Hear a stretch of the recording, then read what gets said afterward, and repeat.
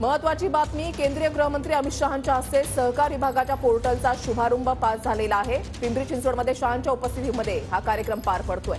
मुख्यमंत्री शिंदेंसह उपमुख्यमंत्री देवेंद्र फडणवीस आणि अजित पवारांचीही उपस्थिती आहे।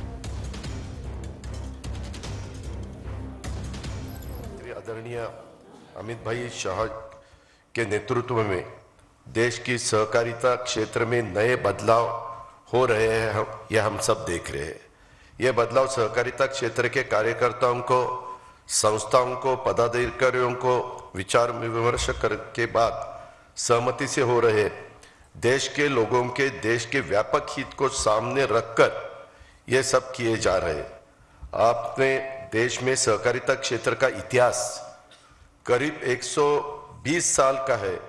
इन 120 साल में सहकारिता केवल एकमेव क्षेत्र है जो हर गांव, हर कस्बे, हर घर, हर व्यक्ति तक पहुंचा है। शहरी और ग्रामीण दोनों क्षेत्र में राजकीय, सामाजिक, शैक्षणिक, आर्थिक, सांस्कृतिक उन्नति लाने में सहकारिता क्षेत्र ने हर समय, हर परिस्थिति में योगदान दिया है।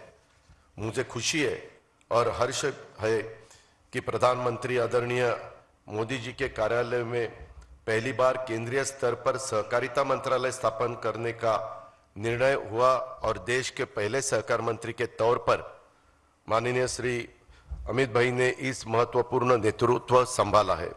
आदरणीय प्रधानमंत्री जी नरेंद्र मोदी जी का सहकारिता से समृद्धि का ये लक्ष्य प्राप्त करने हेतु माननीय अमित भाई के नेतृत्व में केंद्रीय सहकार मंत्रालय हर संभव कोशिश कर रहा है। उनके हर कोशिश को हमारा पूरा साथ रहेगा, ऐसा विश्वास मैं आप आज से इस समारोह के उपलक्ष्य में देना चाहूंगा।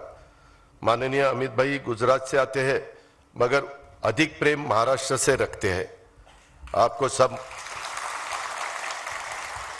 अरे उनका कारण तो सुनो। कारण आप सभी को पता है कि वो महाराष्ट्र के दामाद है और मानो या न मानो हर दामाद जी को ससुराल से थोड़ा ज्यादा प्रेम हो ही जाता है। खुशकिस्मती की बात यह है कि महाराष्ट्र और गुजरात दोनों राज्य कभी एक थे। सहकारिता के क्षेत्र में दोनों राज्यों का इतिहास तथा वर्तमान गौरवशाली ही रहा है। मुझे उम्मीद है और विश्वास भी है कि आदरणीय अमित भाई जी के नेतृत्व में आज मल्टी स्टेट सहकारी संस्थाओं के समन्वय, संचालन तथा नियंत्रण में सहजता लाने हेतु एक महत्वपूर्ण वेब पोर्टल का विमोचन, लोकार्पण हो रहा है। यह एक कदम है। ऐसे कई कदमों और निर्णय के माध्यम से महाराष्ट्र और देश में कार्यरत सहकारी संस्थाओं में उत्साह, सकारात्मक वातावरण निर्माण होगा। सहकार क्षेत्र की समस्याएं दूर होने में मदद होगी। देश का सहकार क्षेत्र अपने लक्ष्य के ओर नए विश्वास के साथ आगे बढ़ेगा। सहकारिता के माध्यम से समाज सभी वर्गों के आर्थिक, सामाजिक विकास में अच्छा बदलाव आएगा, यह मुझे उम्मीद है। मुझे विश्वास है कि महाराष्ट्र और देश की सहकारिता क्षेत्र को आगे ले जाने में आज लोकार्पण हो रहे वेब पोर्टल अहम भूमिका अदा करेगा।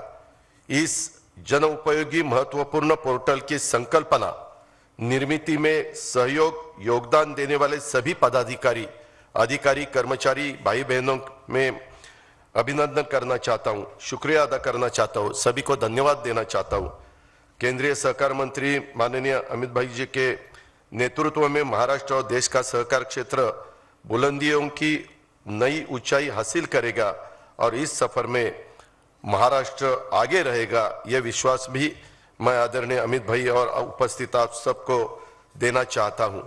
आज जैसा ये महत्वपूर्ण कार्यक्रम है, वैसे महाराष्ट्र में, उत्तर प्रदेश में, गुजरात में सभी जगह में गन्ने का उत्पादन बहुत ज्यादा पैमाने पे हमारे फार्मर्स निकालते हैं। मुझे मालूम है यहाँ अभी दिलीप वळसे पाटिल बैठे हैं, हर्षवर्धन पाटिल जी है, हमारे राधा कृष्ण विखे पाटिल है, हम सब कोऑपरेटिव में काम करने वाले लोग हैं।